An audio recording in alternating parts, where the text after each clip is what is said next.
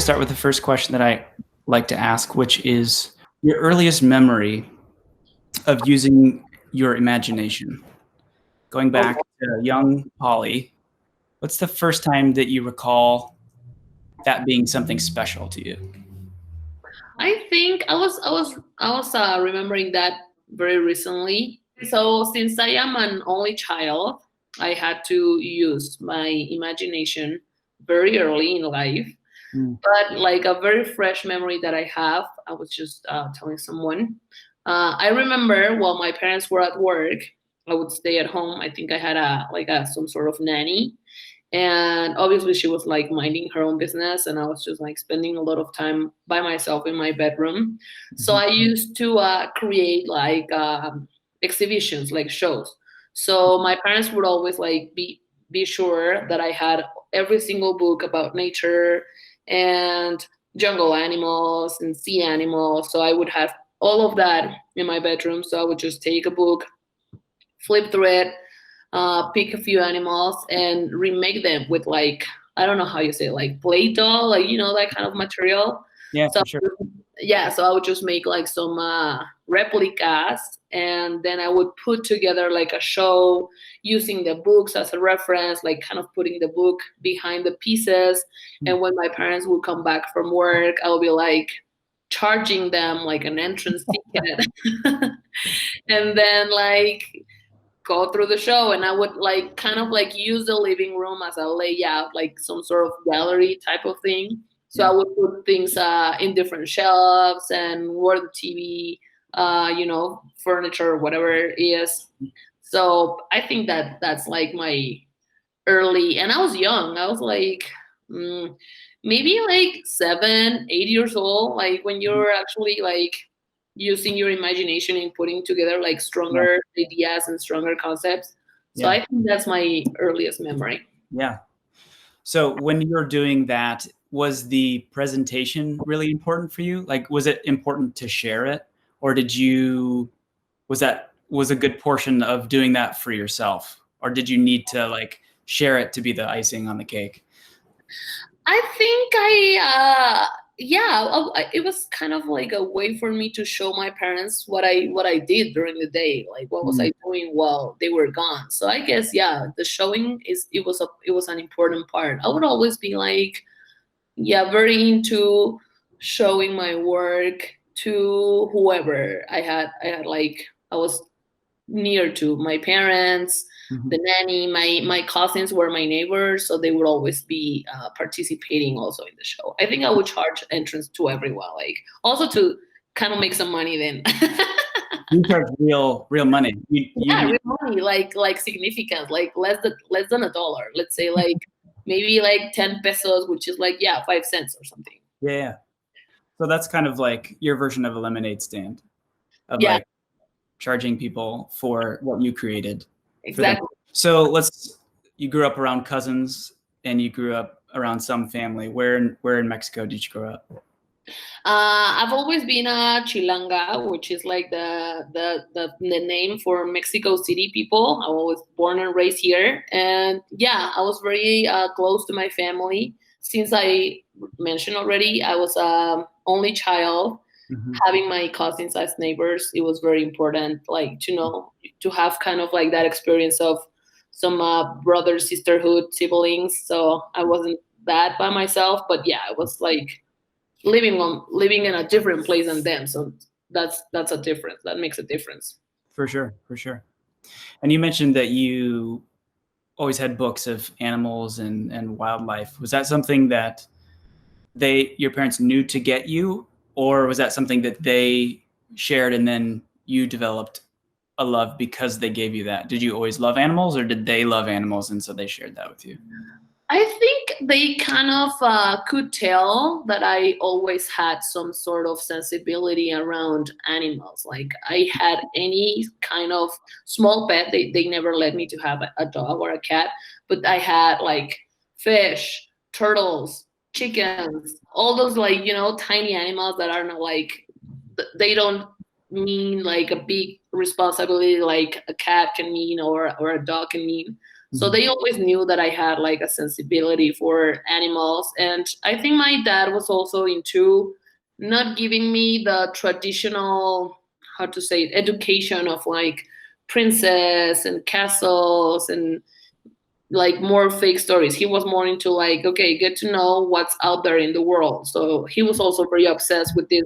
I don't know if you remember these like classical National Geographic magazines. Mhm. So I don't know where is that collection, but I had the entire collection. Every month he would go to the magazine booth and get me one. So I think they kind of like feel that I was into, and they made it like they nurtured that. They made me to develop that For interest. sure. Yeah. So from an early age, you were able to see that the world is much bigger than just your specific place.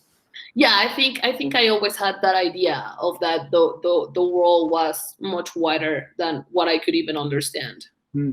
Hmm. Did you feel overwhelmed by how big it was, or was that an exciting thing?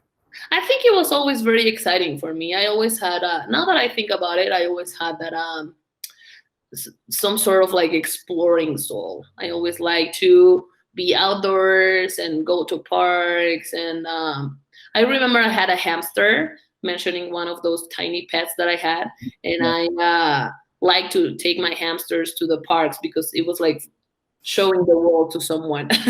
Oh, yeah. So I would Interesting. bring my hamster everywhere. Yeah. So you were kind of the adult in the situation, or you were the big person in the situation, sharing this with this little Yeah. tiny creature. Oh, Exactly, exactly. Yeah. I always had that curiosity of me to go and get dirty and poke yeah. things and grab things. And I even Yeah. remember making my cousins, how do you call these insects? The pokey rolls? You know, The those tiny guys you poke and they make like a little ball. yeah, like the roly Yeah, poly. yeah, roly poly. Yeah. So I would chase them and make them poke them so they become a little ball and beat my cousins with them. Like, yeah, you need to try this, dude. So I always had like that, I don't know, curiosity of seeing what's out there. Yeah, yeah. I think it's just curious. I'm not an only child, so that like learning, like it was just built in for me. I had one older sister Yeah. and two younger sisters, so I just knew about older and younger, bigger, smaller. But you were just the only one, which so you get all of the attention within your family. Did you feel like you were big or small? That's a good question. I think because I also had this kind of like older sister role with my younger cousins. Hmm. So I don't know. I think I could deal with both. Like I knew how to deal with older people, Mhm. because also with my parents. Like for a long time, they were always like they were only the nearest people that I had. Now I remember. Now I'm recalling a memory right now. I remember carrying my younger cousin Miguel, which is I think he is like 5 years, 6 years younger than me. And then I kind of like understood like, oh, this is a smaller person. Mhm. Maybe I need to like I kind of also had the feeling of it needs to be taken care of, like it needs to be protected. Mhm. So I think I also had that feeling of the older sister for my cousins, like Mhm. teaching them things. I remember one of my turtles died and we planned like a whole funeral. He didn't really understand like death, what are we doing, where is the funeral. So I think I kind of like took the role of like, okay, I'm gonna teach you what that is about. For sure. So, growing up in the city, were you in a very like urban place? Did you have to seek out nature and greenery?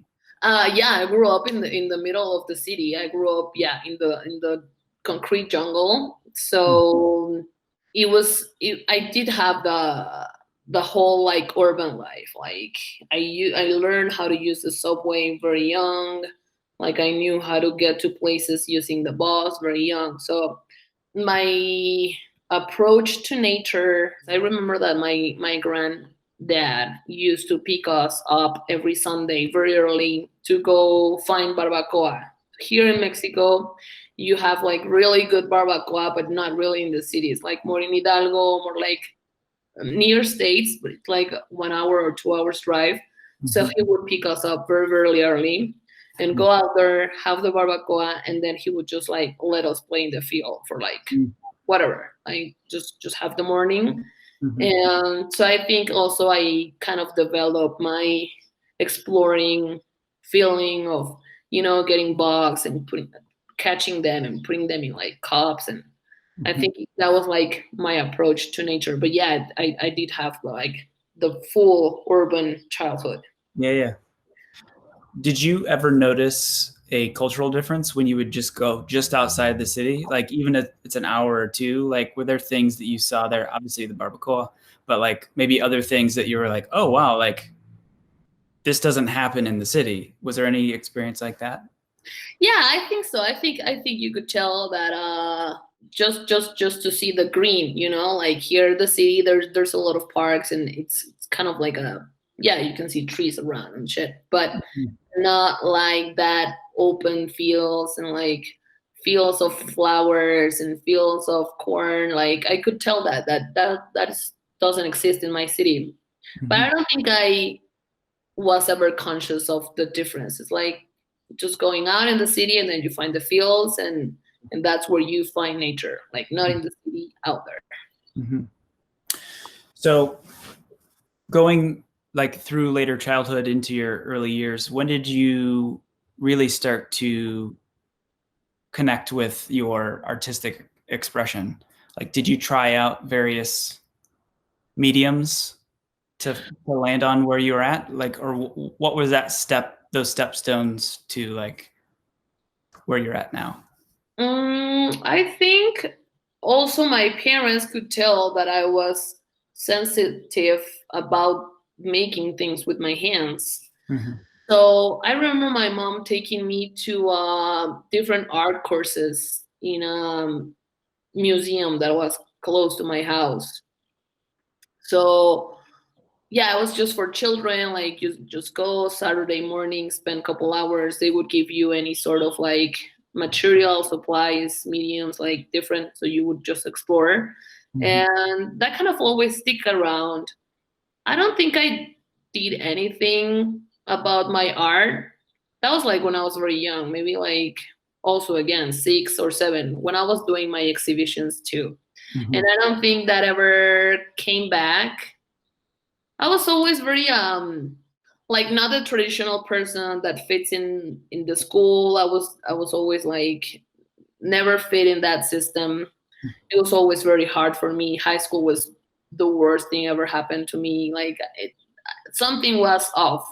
Mhm. And I think it was until high school when I just started drawing because I was bored as Mhm. fuck in classes. So I would just start it with a regular pen, regular notebook, Mhm. and I think it's when I discovered that I could like express myself in a different way. First of all, the internet wasn't that accessible, so the information wasn't right there. And then Mhm. I don't think there was a culture of like teaching you different ways of expressing yourself. So I think it was only like you grade it or that's it. That's the only way to express yourself. So I think that's when it actually became conscious to me that I could put my feelings and my emotions and my thoughts in the paper. Mhm. So, but it, of course, at that time, it was never clear that I would do that for life. I would just like a hobby that it was on the side. High school passed, and then it was time to pick college, and I was like very lost. I didn't know what to do. And I think it's very unfair that you have to pick the path of your life when you're 18 years old or 17 years old. So I was like very lost. And I did what I think most of the young people do, like what doesn't have numbers or math. I want to avoid that. So I guess I'm just going to go to the art faculty. I'm interested in being bored and what that unlocks. That experience for you of being in a situation, being in a thing that everybody has to go through. Everybody has to go to high school. You're being told like these are the things you have to learn, And so I think boredom is an interesting space from which like then you can just naturally discover just what comes out. So sitting there with your pen and your notebook, being super bored, maybe in math class, Yeah, like sure. were you describe the experience of maybe being surprised by what came out of you or being excited by what came out without even thinking, oh, I'm going to draw this. It just was because you're supposed to be paying attention over here, but your other part of your brain was creating this over here. I think, yeah. I mean, I remember I've always been like, I don't want to say it sounding like a cliche, but like a misfit. Like, never really found my place until later in college. So high school was kind of hard for me in that sense. And I also had, maybe because I was a teenager and like the hormones were all over, but I had like this rage against the world. Like I didn't like it. I didn't like the system I was living in. I wasn't getting along with many people. I just had like my few friends, tiny group of friends, and we were friends because we agreed that we didn't like high school system, whatever. And yeah, it was almost like a rebel act for me to take my notebook out and take my pen and almost drawing in front of the teacher, almost like saying, I don't give a fuck about what you're saying. I'm just gonna do my own thing.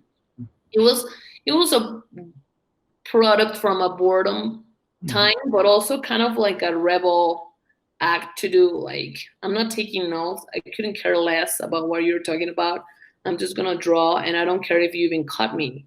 I don't think I ever had like any interesting like result. I was just doing it because of the need of doing it. Like I need to do something with my hands. I'm also a very anxious person. I'm always like doing something with my hands. So I don't think I cannot recall something like outstanding that came out from those early days of doodling in my notebook. I think it was more of from it was coming more from a place of the need to do it, and I just kept doing it because I needed it. I like the feeling of doing something with my hands, and regardless of if I like the result or not, I would just keep doing it. And I don't think it was until not too long ago, like 5 or 6 years ago, when I actually thought, okay, this could be something that I can work on and maybe pursue a career or something. But I don't think that moment happened in high school. I was just doing it because I have to. I had no other choice. I mean, I couldn't ditch school, so that was never an option. So it was like, okay, my only way to go through this is to pretending that I'm there, but not really. So I think I used it more as an escape. And then because of it became a habit, I guess I became a little bit better. Then I was like, okay, this is maybe something that I could keep working on. So when you left high school, or maybe we're in a different situation where you were no longer needing to focus or being asked to study a particular thing, did your drawing continue? Like, did that stay with you as you left those environments?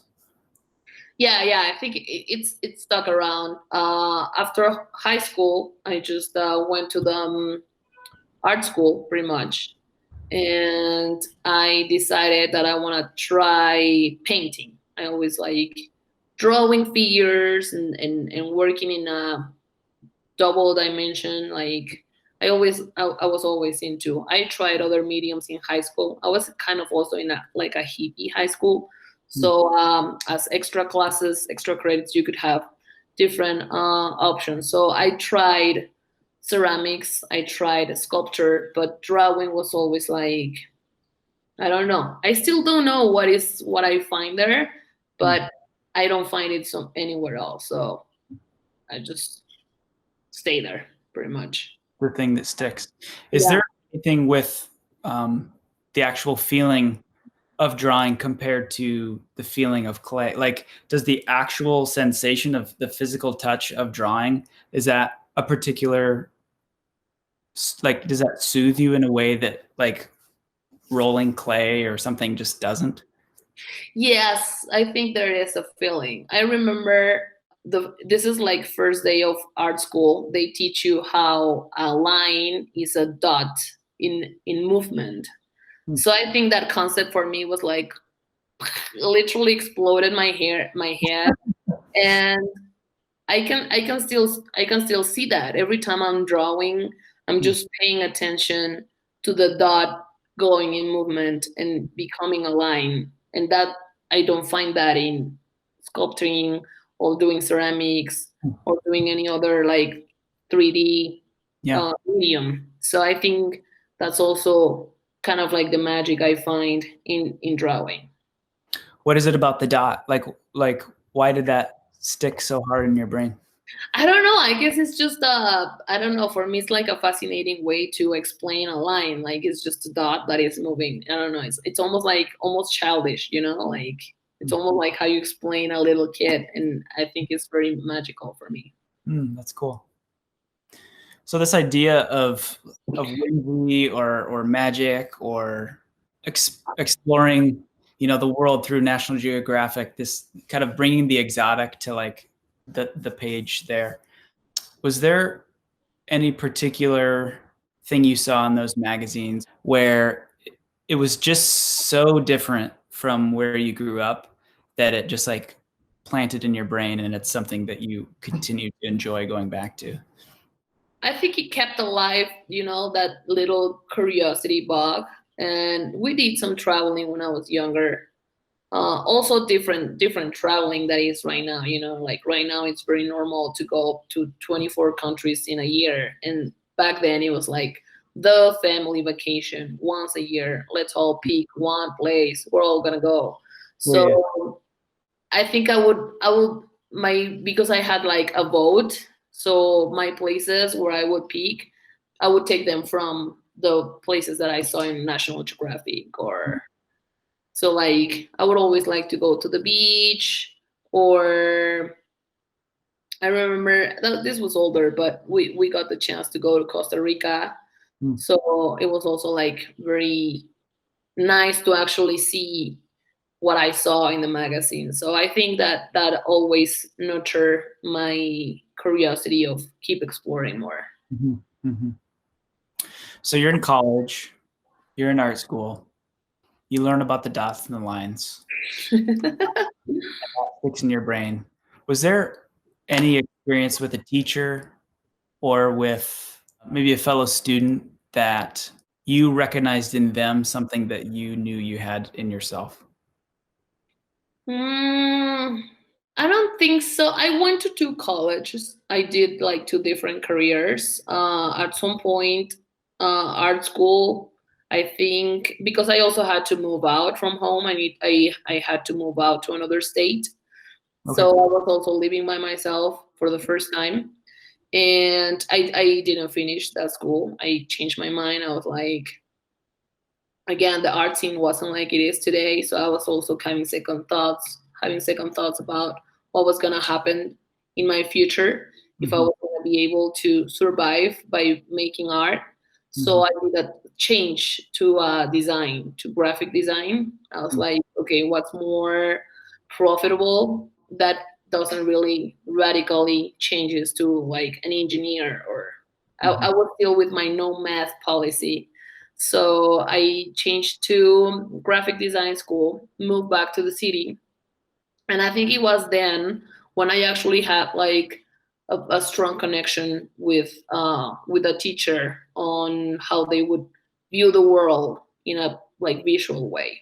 It was also kind of sad because that teacher later, couple years later, he died from cancer, had a bad cancer. I think that the fact that that happened kind of made stronger the connection, because I get to have his very few last years of wisdom. He was a very wise guy. So mm, I think that experience also, yeah, made me connect with someone older and someone who had more experience and view mhm, the world kind of the same way I did.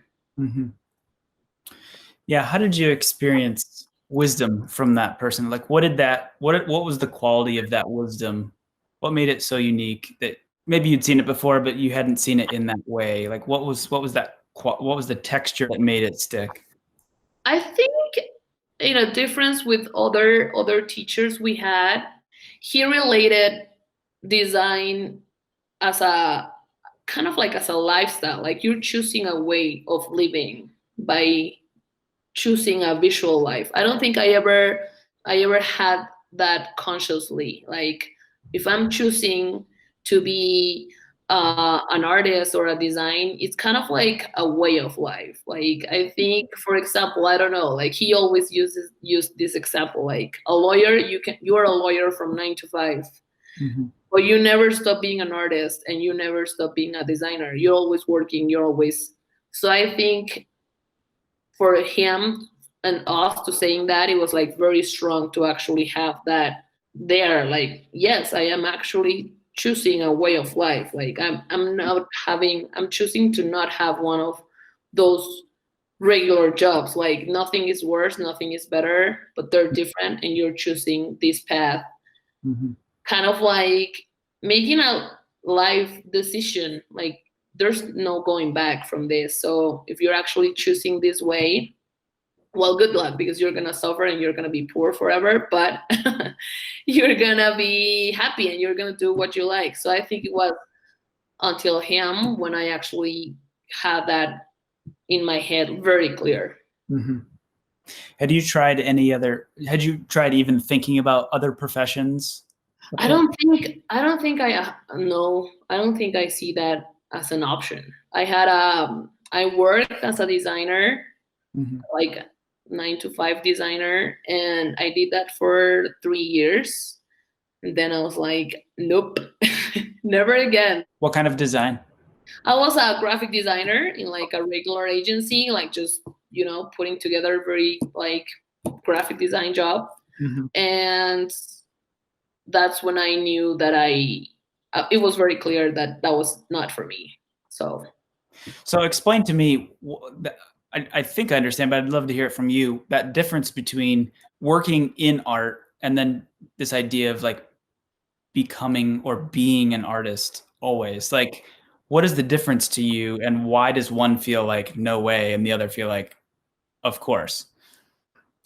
so I think the 9 to 5 is very limited in almost every aspect, like creatively, economically, personally. I think there's not a lot of space to grow. So I was not liking it, and I don't think I wanted to take my work to other places. Mhm. I wasn't sure how to do it or where, but I was feeling very limited there. Mhm. And because yeah, you have to cover other clients' needs that are not yours. Like they have very clear what they need to communicate. That's Mhm. also a very big difference between design and art. And Mhm. design, you need to cover needs. It's something Mhm. that needs to be functional. Like Mhm. you can get as creative as you want, but if you're not covering these checkup points, then it's not working. It's not going to work. So Mhm. I think that's one of the aspects of graphic design that I wasn't really digging it. I was not really enjoying. So and the job was not getting good. I was like, that was time to get out of there. Mhm. So I had the chance. I was still drawing, and I was still illustrating. I was trying watercolors, and I was using the work to. I had the job to keep maintaining my hobby, like getting better supplies, getting better places, courses, Mhm. and pay for some more knowledge. And then I had the chance. I was saving up some money. Also, my parents helped me a little bit, and I had the chance to go and take an illustration residency in New York. So that was like the big moment for me to discover the actual illustration world, because I didn't know anything other than what I did in my bedroom, and that's it. Mhm. So I gave it a try. I'm like, okay, I'm just gonna go out there and see what happens. And I went there, and then I had the experience of being an illustrator and meeting other people in the illustration and editorial world.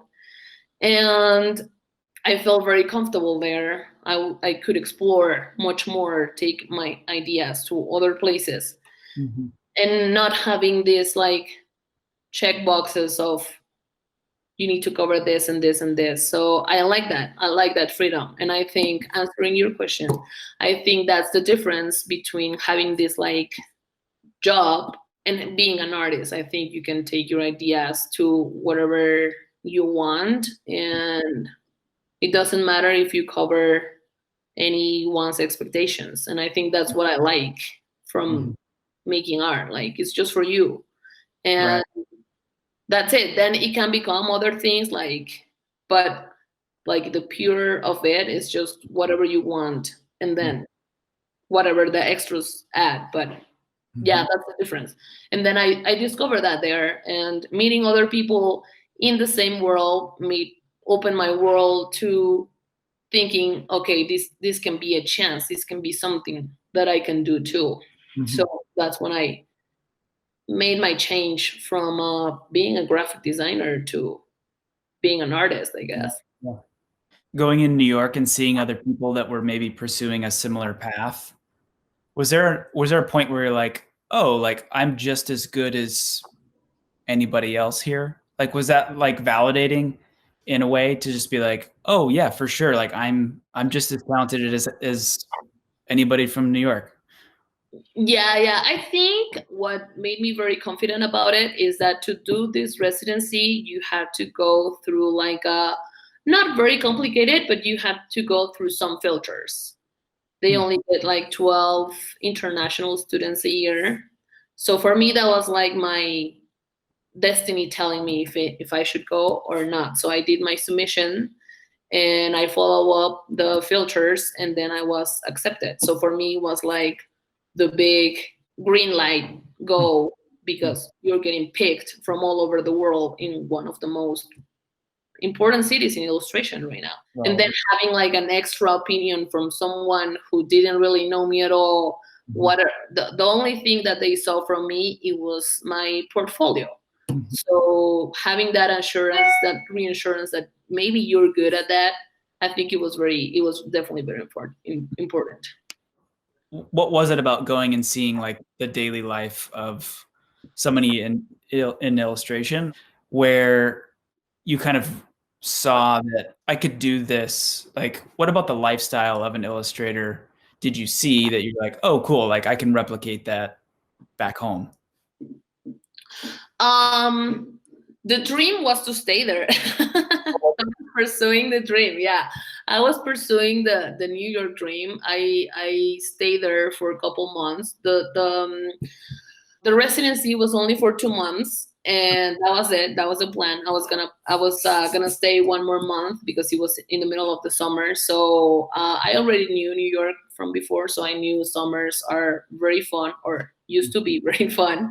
Right. So I wanted to stay there for a little bit, and then I was so in love with the whole situation, with the whole illustration world, that I just kind of decided to stay in with very bad, no plan, no money, no job, no nothing. Like I kind of just did the wild move from a young adult with no attachments. Like, okay, let's just give it a try, and I'm gonna stay here for a little bit and see what happens.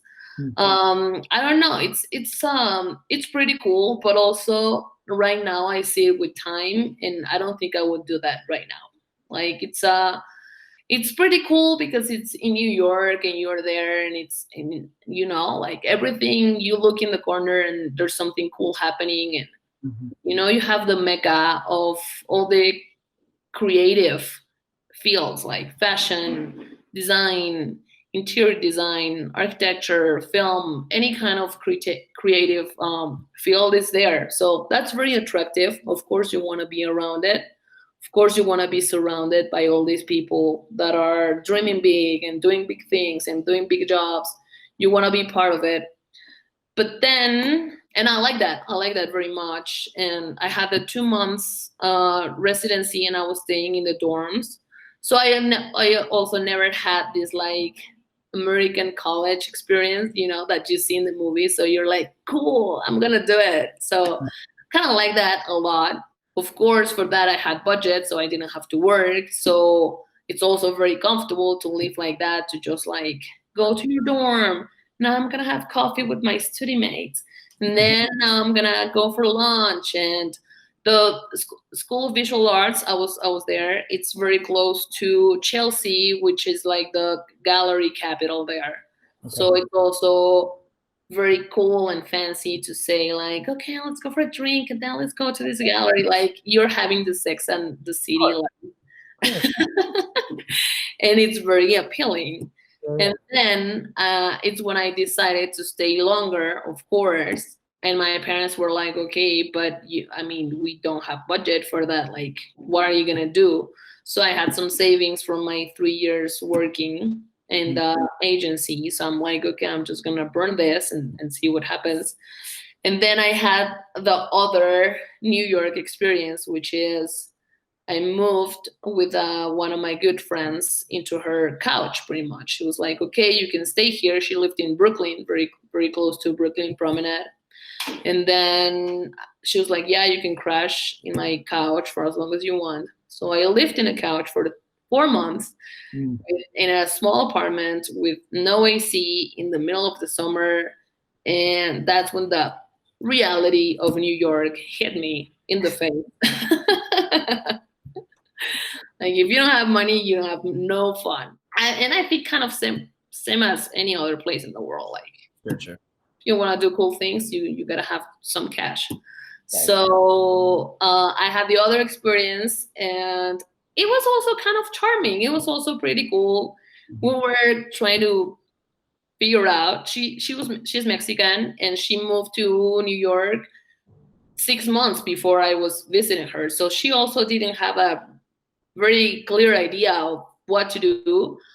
She was working at a meatball shop. We would always have for dinner meatballs for, the leftovers every day, all night. So I also had that experience of, only having like 10 or 15 bucks a day for a budget. Like, what can I do with this? Okay, I'm in New York, so even a fucking subway ride is, I don't remember, like $5. So okay, you're gonna burn $5 out of your 10.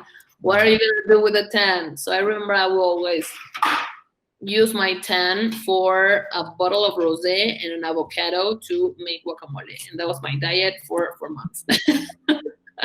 So yeah, I was pretty much trying to live the New York dream, and I actually had a couple meetings with some creative directors from a couple of like big magazines. They were doing sometimes in the, so I guess New York is very busy from people who wants to visit in the summer. So I think every summer they used to open like pretty much a schedule to review portfolios and to give you some direction of what do you need to improve and things like that. So I actually got a couple meetings with big directors, and they pretty much crushed my dreams into pieces. Like, it's fine. I get it.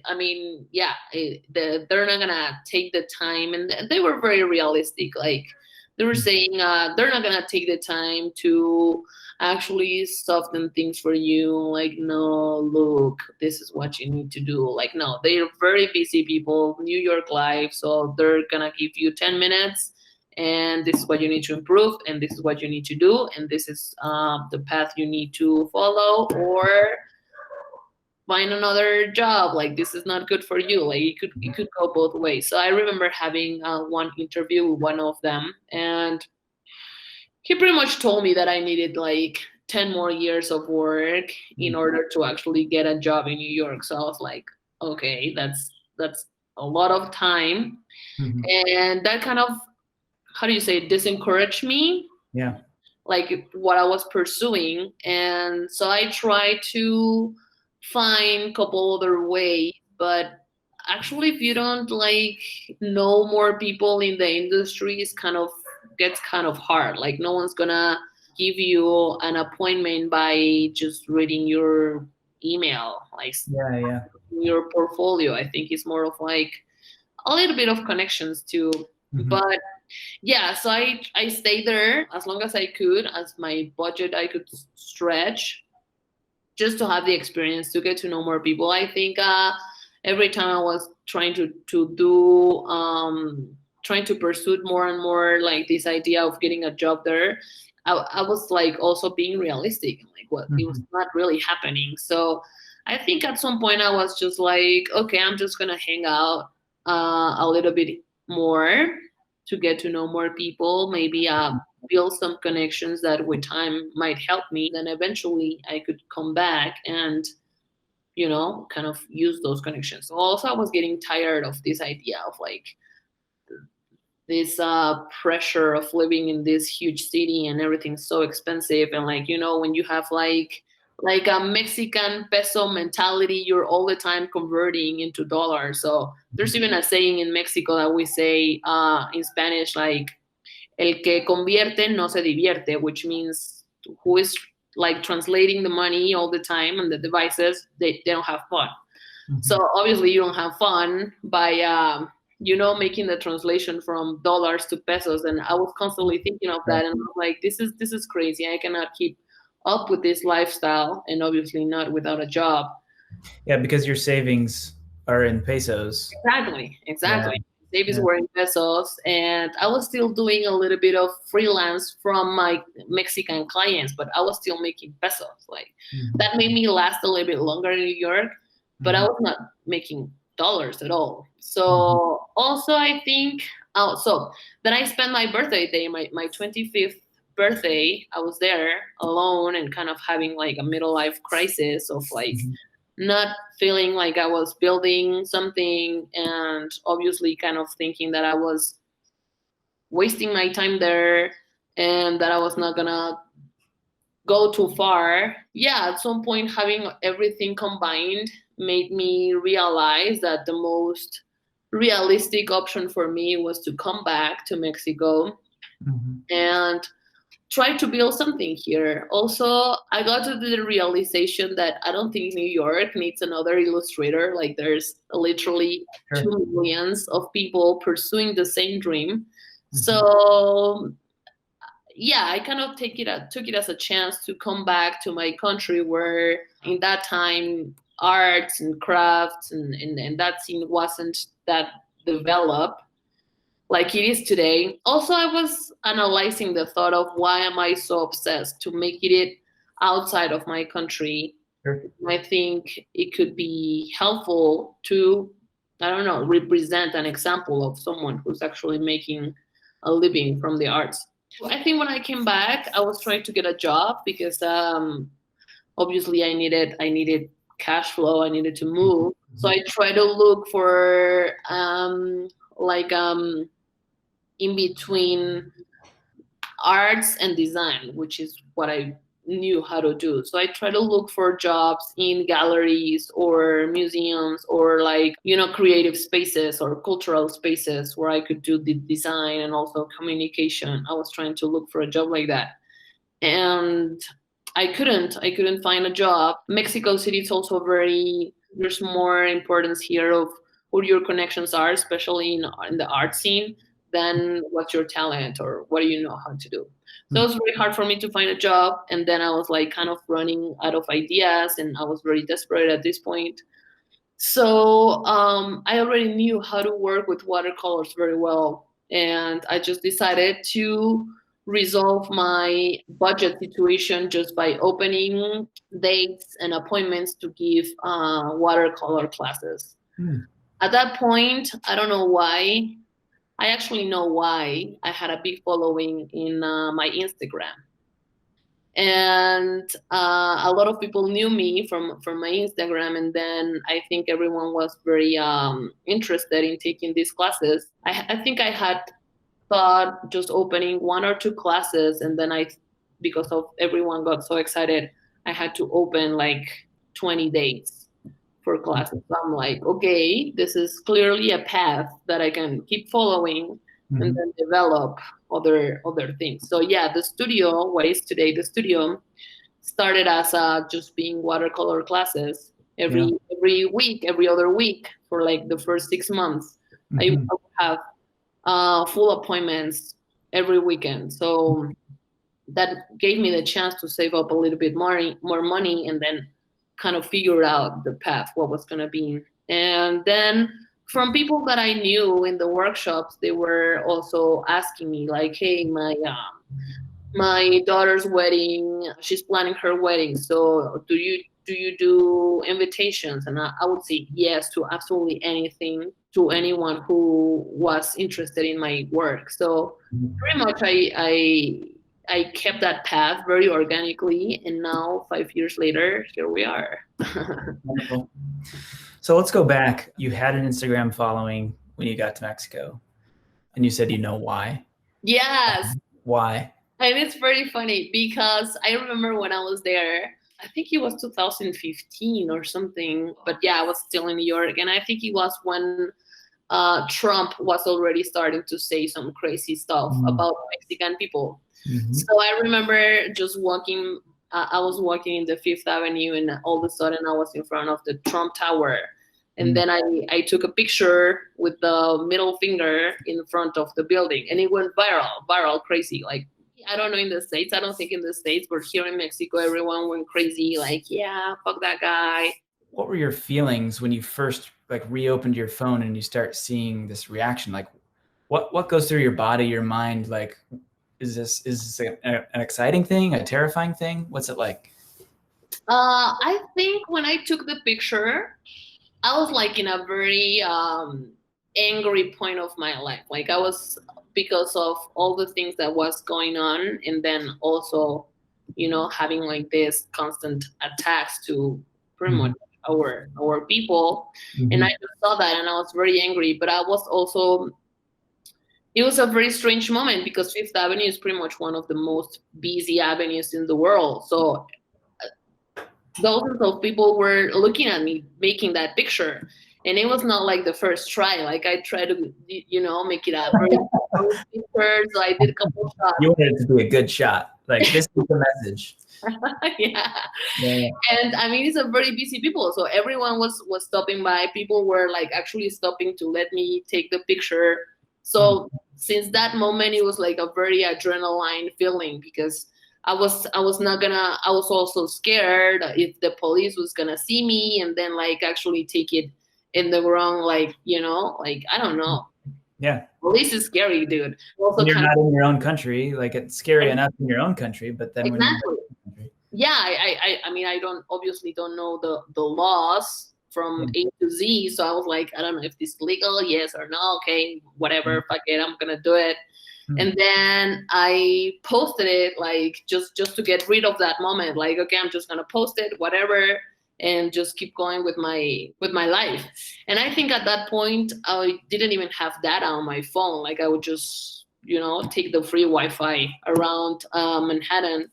And then I think I turned off my phone. And then when I came back to the apartment I was staying in, went online again, and then it was nuts. It was crazy. It was like, but then I saw the positive reaction from people, like feeling supported and feeling backed up, and someone who's there had the chance to take this picture and make it a big, very symbolic moment. I think I don't know, I felt pretty good. It was pretty good. It's so interesting to be in the States, being from Mexico, while that type of language is going around that's so hateful and so ignorant. What were your feelings leading up to that in the weeks before, the months before, when you see that somebody who's running for the president of the United States is saying this thing about anybody, but then specifically it's you and your people? Like, how did you and your friend, how did you feel in New York City at that time? I mean, I think also that's one of the reasons why I also took the decision of going back to Mexico. I'm like, I don't feel welcome here, and I don't feel comfortable. Like, you're trying to like have a very calculated moves because you don't want to upset someone and face the consequences. So obviously the community I could build in New York, it was mostly an Hispanic community, mostly people from Colombia, people from Argentina, people from, I don't know, Mexico to other places in Latin America. And yeah, of course, we were all agreed in that we were not being welcome, and not only not feeling welcome, we were not literally not being welcome there. Mhm. And that kind of makes you, I don't know, be a little bit more hermetic of the people you know, like along the path while you're there. So I also think it makes the communities to be less open to new people. Like you don't want to be hurt, you don't want to be exposed to someone exteriorizing their ideas and then like all of a sudden being attacked. So I think that made the community to take a step back from being exposed to the world, which Hmm. is weird. Yeah. Had you ever experienced anything like that up to that point in your life where suddenly you were the target of just kind of random hate? Yeah, I think we all have been have that situation of being questioned. I remember because I was visiting so often the States, I was held 2 times at the airport, and Mhm. actually went to secondary inspection, and my phone was looked up, and they checked out all my emails and my WhatsApps and it's like, this is crazy. This is crazy that it's even legal here. Like pretty much they're letting you know that as long as you are in their territory, they can do anything to Mhm. you. Like no one's gonna help you. Like you're here by yourself. So I think, yeah, I've experienced it in big scale, which is I think this is the most scary situation I ever been. The first time I went to the secondary room, and they were very intimidating to me, like making all my suitcase to take them out to inspect every single item that I had there. And they were even kind of like threatening me, like I'm just gonna Google you, and I'm gonna know who you are right now, and why are you coming so often, like are you gonna come to work here?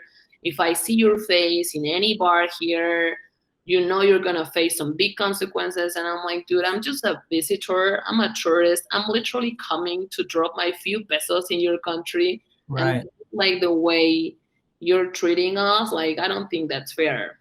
Mm. And also it happens in smaller scale, like Mhm. you listen to few opinions from different people, Mhm. and it's kind of like it all spins around the same. Like I've Mm. even been like, well, I remember being in a situation where someone congratulated me because my accent was getting better. So now, like, I don't even know what that means, Mm. But yeah, I mean, it's the world we live in right now, and I don't think it only happens in the States. I think everywhere, intolerance has gone too far, Mhm. and that's it. We need to find a way to reverse that.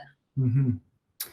Well, I think that in the art that you produce, in your illustrations, in what you decide to portray, even just how you decide to portray it, I just think it's interesting. Like you obviously you grew up with just this inherent courage to explore, to do what you want, and so it feels like there is like a spirit of taking a stand, that these are the things that matter in life. I know your art portrays women a lot, and you speak a lot of caring for children, and caring for specifically for little girls and all of that. So it does seem like that there is an aspect of creating what is on your heart, but also creating to connect and rally people around issues that are important to you and maybe important to your community. So what when was the first time that you started to really intentionally put that into your art? Was that a conscious thing, or did you just find that it just was the art was a way of releasing some of that negative energy that came at you, and then this was your response? Like, when did that start to form just as something that felt important to you?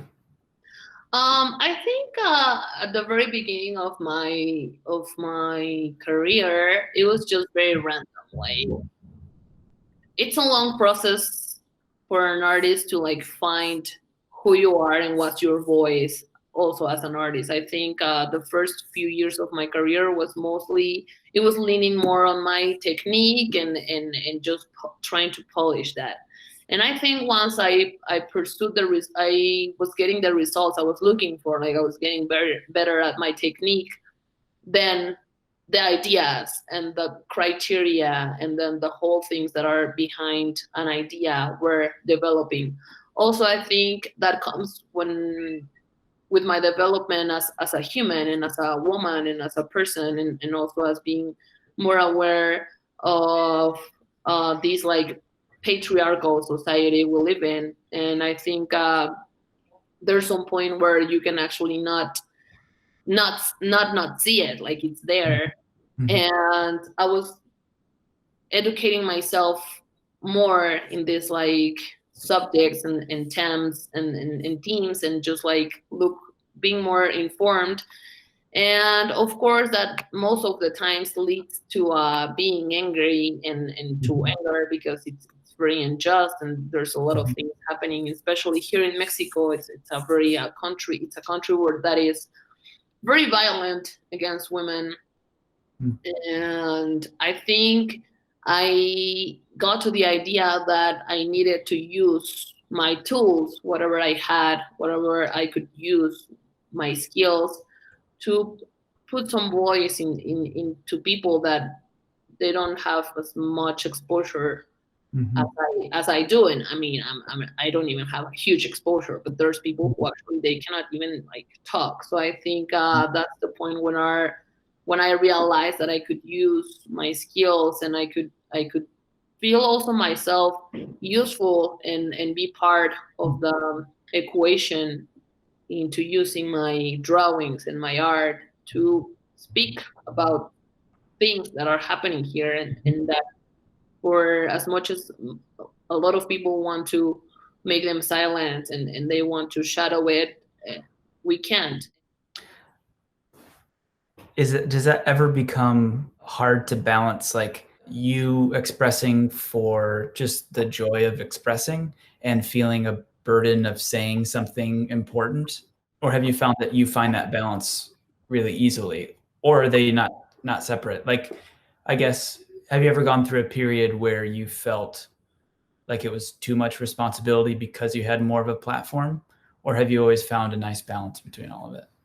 I think I've always had a balance because I generally into those topics. So I don't think I ever felt like I was being overwhelmed by it. I always it always have felt very natural for me.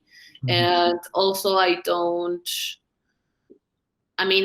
only speak about the ideas that I truly believe on and I'm feeling truly committed to. It's not that I don't believe in other ideas, but this is what I really identify for. Being a woman, being a brown person, being a woman living in Mexico, like those aspects that I really identify because I know the feeling, because I can speak from that point. I think is what it feels very natural for me. I don't feel like I'm being overwhelmed or forced or anything.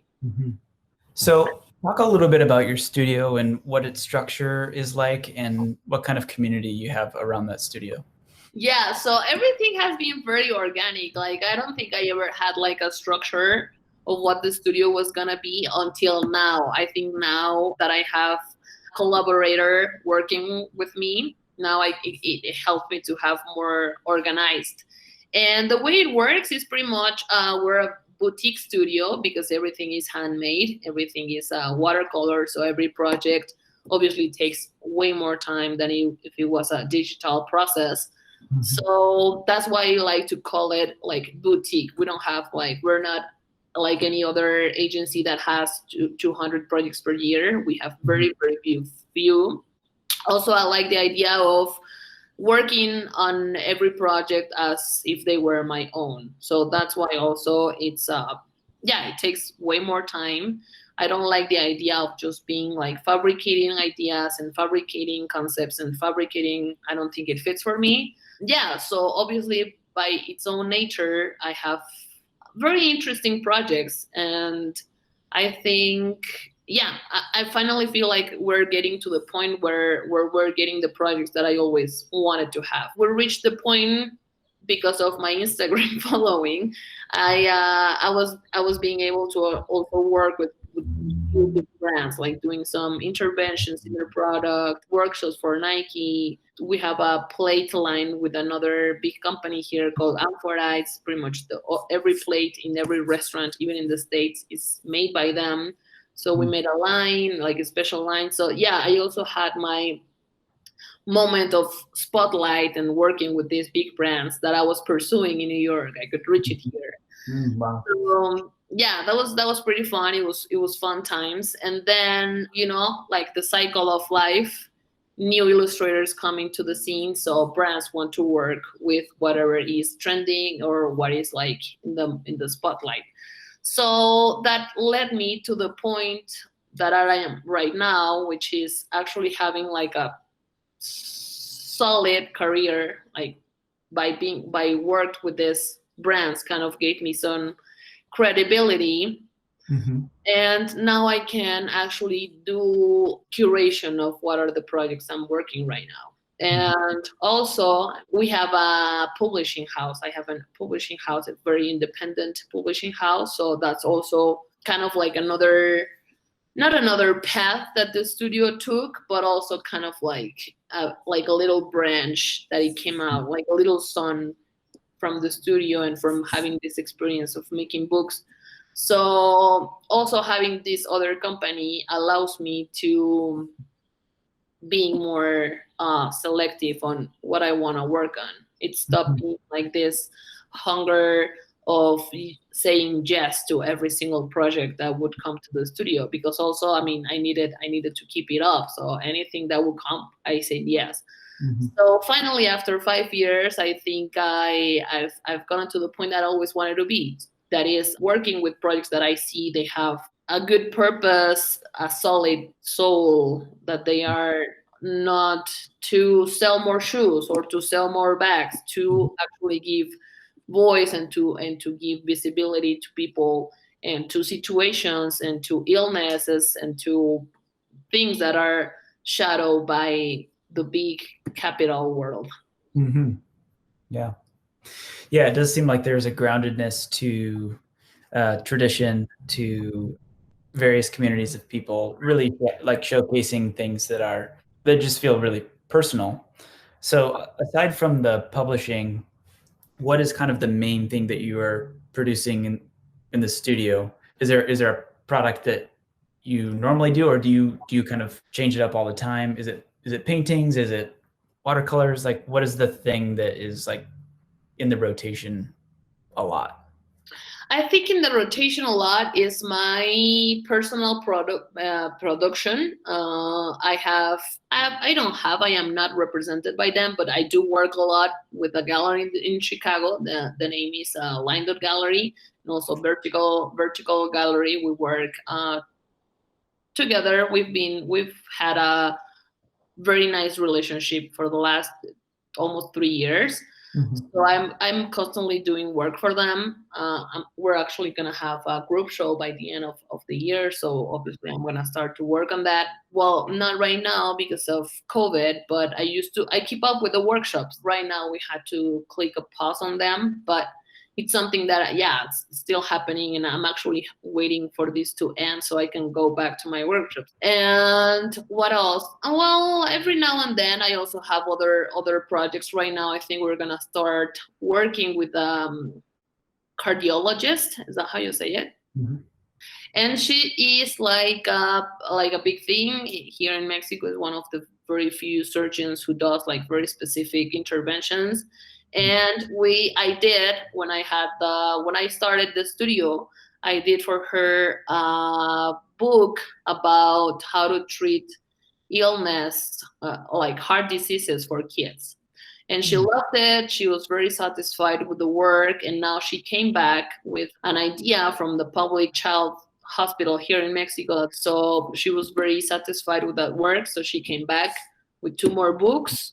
And so, yeah, we're full for the next 4, 5, 6 months. So that's amazing. That's congratulations. That's Yeah. So how did you initially connect to Chicago? If you're in New York to Mexico, how does Chicago come into the picture? So no, yeah, I went to Chicago in 2011 to the Lollapalooza. I Okay. remember it was the Eminem one because I was very excited to see him. And yeah, I was there by myself. I used to travel a lot by myself. So I was there by myself, had the greatest experience in my life. I love the idea of the lake, and I don't know, I just thought it was a very charming city. Mhm. And then life brought to me a Chicagoan boyfriend. So yeah, I started visiting a lot Chicago, and yeah, I think that's my big connection there. Gotcha. Your experience in New York versus experience in Chicago, what was different that I guess developed a sense of excitement to return? I mean, you said the lake, so there's like a natural beauty of that, but New York is also beautiful in many ways, but it's just got a different energy. How do you compare the energies of how you experience New York and how you experience Chicago? Yeah, I think they are very different places. New York, I love it. Forever is gonna have a place in my heart. Mhm. But I don't know. I think it's a lot. It's a lot. It's very intense. It's very on the extreme. It's Mhm. very expensive. It's very everything, you know? It's very tiring to live there. It's very tiring to keep up with absolutely everything that's happening because obviously you're in New York, so you want to experience it at its max, and you can't because every night there's 155 things happening and you want to be part of everything, and Mhm. then all of a sudden you are exhausted and poor, and you know you can't, it's hard to keep up. I've always said that people, New Yorkers, they have a very specific personality. I think they Mhm. they like to suffer a little bit, and yeah, I've joked with them, and I have a lot of New Yorker friends, and they agreed, like, yes, you have to have some sort of masochism in your Yeah. system because you are gonna suffer, like Yeah. you're gonna suffer. And in Chicago, I think it's much more quieter. The lake for me, it's magical.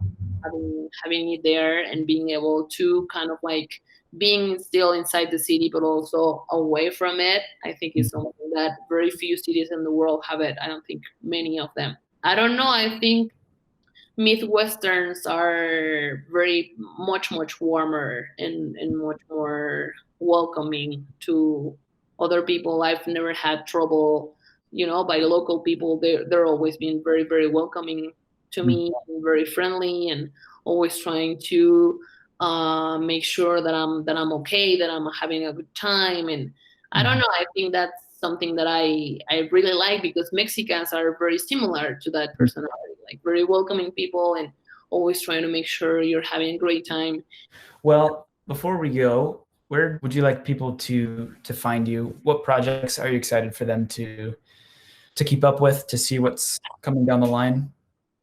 So I'm gonna have a few pieces, very my latest work from this past week. They're gonna be in Line Dot Gallery in Chicago.